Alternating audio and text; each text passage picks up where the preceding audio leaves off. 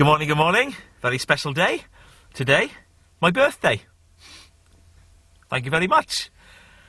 I'm not as old as I look, and I'm not as young as I feel. I'm somewhere in between. I've had a bundle of birthday mail. I've been inundated. First bill from the phone company for the mobile, and I'm within my talk plan, as Merrill predicted. Well within.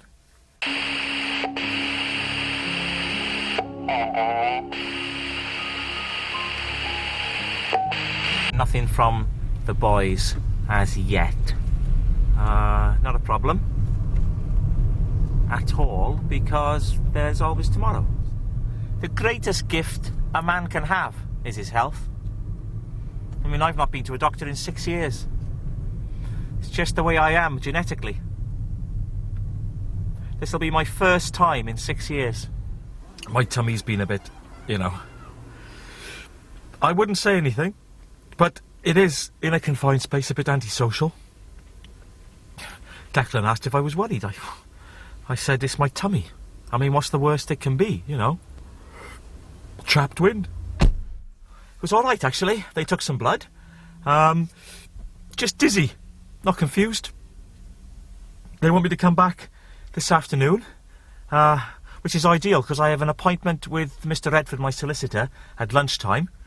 Although I won't be eating any lunch, because they want me to keep an empty stomach. I'm having a barium meal.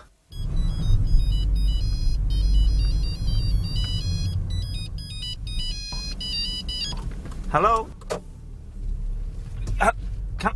Can I... Hang on. How are you? Yeah. Sorry about that. Bit of an explanation, not being rude. It's an invasion of privacy. The caller doesn't know they're being filmed. I always switch off. Anyway, it was Mr. Redford, my solicitor, his secretary, Louise, and we got a date. Not me and Louise. Mind you, she's stacked, so...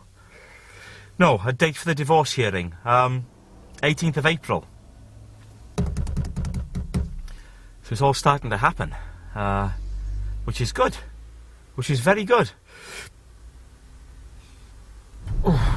It's funny when you go to a hospital, your mind is inevitably drawn towards death. I mean, my life has been touched by it. Of course it has. My father, my mother, my marriage. I saved a woman from choking once. She was all huddled up on the floor outside shops. Everybody in a fuss, and I just stepped up, very calmly, gone underneath her. Pop. Couldn't thank me enough. Oh, all over me she was. Everybody patting me on the back. I saved Jeff from choking as well. I'm a good man to have around if you're planning to have a choke. He was in the kitchen. That's right, near Christmas. Been playing squash with Marion, sweating as ever, and got a Brazil nut trapped in his airway. And he was one of those real sort of, terrible. His face was veins. Marion was screaming, "Do something, you idiot." You read about these people that strangle. I've thought about it. I mean, you'd have to. I think it's a lot more than you see on the telly. I think the reality of it is you'd have to strangle and strangle and strangle. How could you feel that about a person so much that you want to see him dead, even though he has so much going for him? A good career, top of his tree. Mr. Redford, the solicitor. I see quite a lot of him. I mean, it's a rocky path, the divorce. So I feel by seeing him as much as I do, I'm oiling the path. Well, that went very well. Very well. Mr. Redford on top form. we did role-playing, would you believe? He was Marion's attorney, solicitor. I was me, Keith. And he really went at me. I mean, some very, very personal questions about my role as a husband and a father. I coped pretty well. I was pleased. Then afterwards, he's very thorough. We went over all the ins and outs, and he said, you know, as he said to me, he said, Keith, very good. Some areas we're going to have to brush up on. And as he said, you know, you don't need me to tell you, Keith, that the tears are doing you no favours. Which is fair enough. Actually, then, on the way out, look, see what I've done? Caught my hand on the lock of the door, waving to Louise. Look at this, I'll show you. You see that? It's actually bent. There's enough force to bend it, and I'm in some pain, actually. I'm minding my language. My finger's swollen a bit. And,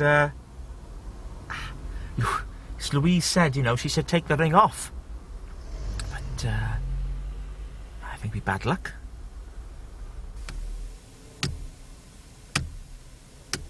To be honest with you, I would never have thought of this whole divorce court thing without Mr. Redford. But then that's not surprising because he's a professional. That's what he does, he's a professional. You should always go to the professionals. Right, here we are, back. I've done the necessary and got my sample. I'll show it to you. No, I won't.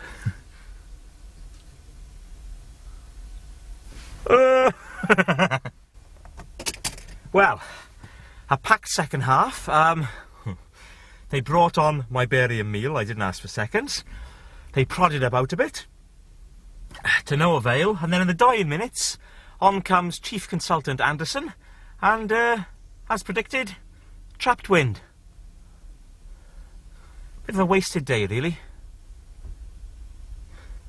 He said, I was putting my clothes on, he said, I don't want to see you up here for a long time.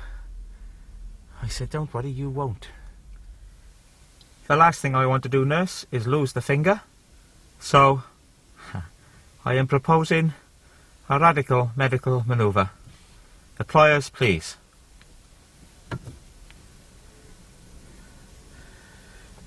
Easy does it. Mop my brow, please, nurse. Right, I'm going in.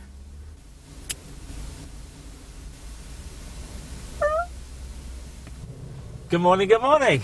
Great news, it's arrived from the boys. A picture. I mean, Reese will have done it, but you can see Alan's hand in it. Take a look at this. Look at that. Daddy, that's me. There I am. Long legs, thank you. Surrounded by guns, look, 1, 2, 3, 4. And in a hail of bullets, my head's been blown off.